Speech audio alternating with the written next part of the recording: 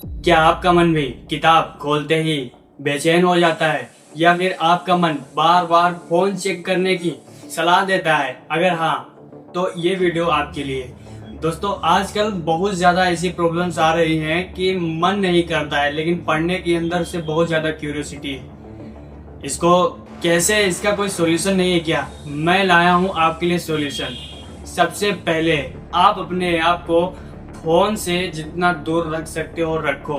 सबसे पहली बात, देखिए, इस वीडियो में मैं आपको बहुत कुछ ऐसी टिप्स बताने वाला हूँ जो आपके लिए बहुत ज़्यादा इम्पैक्टफुल होंगी। बस इस वीडियो को लास्ट तक देखते रहें। दोस्तों, मेरा नाम रितेश पाल, मैं आपका बहुत बहुत स्वागत करता हूँ अपने इस चैनल पे। तो दोस्तों, वीडियो को शुरू करते हैं बिना किसी बकवास के। तो दोस्तों देखिए, क्या होता है कि अगर आप पढ़ने बैठे, सबसे पहले बहुत ज़्यादा ना पढ़ें। सबसे पहले 25 से 30 मिनट पढ़ें, यानी पोमोडोरो टेक्निक अपनाएं। क्या होता है कि लगातार पढ़ने से हमारा दिमाग थक जाता है। इस बात को याद रखना, हमारा दिमाग भी स्ट्रेस लेता है। इसलिए 25 से 30 मिनट पढ़ें, फिर 5 मिनट का ब्रेक लें। इससे होगा क्या, आपका माइंड तरोताजा फिर से होगा और आपको एक नई एनर्जी महसूस होगी। कभी अगर आप पढ़ते हो तो उसको इसी तरह से पढ़ना, 25-30 मिनट पढ़ने के बाद 5 मिनट का ब्रेक लेना। एंड उस 5 मिनट में आपको कुछ नहीं करना है, किसी चीज के बारे में सोचना नहीं है। यह भी नहीं करना है कि जो तुमने पढ़ा है उसको ही रिकॉल करना, ऐसा कुछ भी नहीं करना है। बस आपको 5 मिनट का ब्रेक लेना है। आप चाहो तो अपना हेड डाउन करके वहीं पर बैठ सकते हो या फिर पानी पी सकते हो। इस बात को याद रखना, इसी को कहते हैं पोमोडोरो टेक्निक। अब जो दूसरी बात है वो है डिजिटल डिटॉक्स।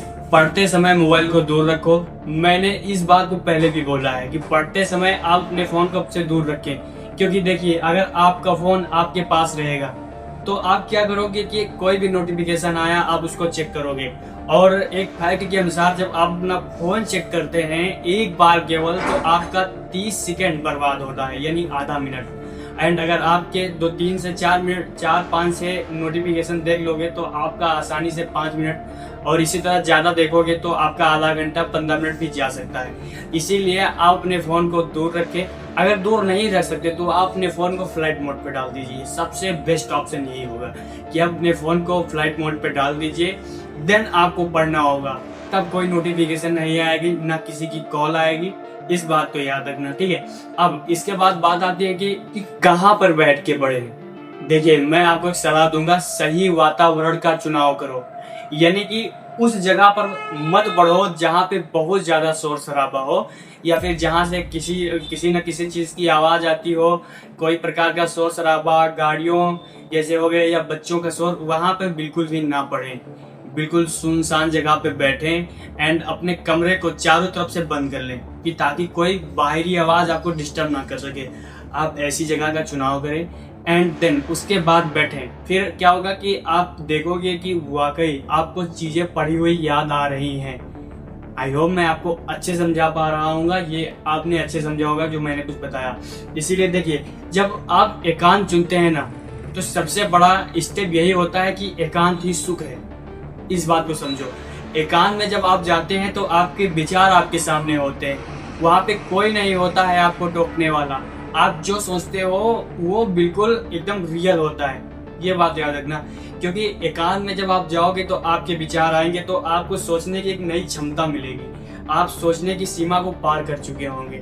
अगर आप भीड़ में रहोगे तो अपनी पहचान नहीं बना पाओगे। अगर अपनी पहचान बनानी है तो एकांत में रहना होगा। इस बात को याद रखना, ठीक है। अब इसके बाद अब बात आती है कि बहुत ज्यादा थका हुआ फील करता हूँ, तो मैं आपको सजेशन दूंगा कि आप अपनी नींद को पूरी लें, यानी 7-8 घंटे की नींद जरूर लें। किसी की बहकावे में मत आइए।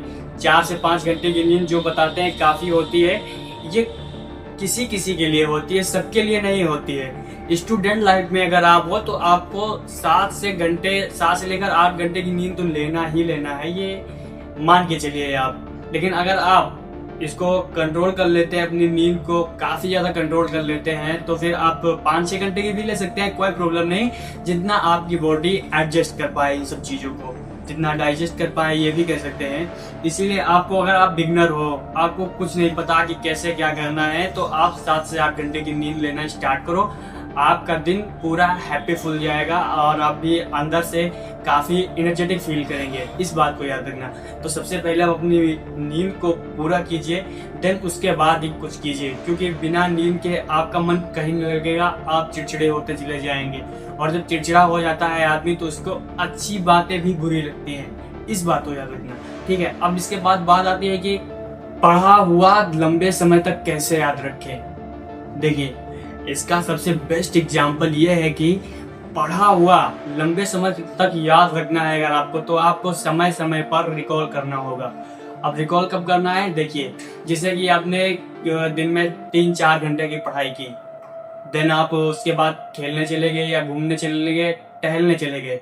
देन उसके बाद क्या है कि आप जब लेटते हैं तब अपनी चीज़ों को फिर से दिमाग वहीं पर ले जाएं, वहीं किताबों पे ले जाएं और चीज़ों को रिकॉल करना शुरू करो। जिस दिन आपने ये टेक्निक अपना ली अपनी ज़िंदगी में, इसको उतार लिया, मैं गारंटी देता हूँ आपकी याददाश्त इतनी बढ़ जाएगी कि आप चीज़ों को एज इट इज याद रखेंगे, जैसे तैसे याद रखेंगे।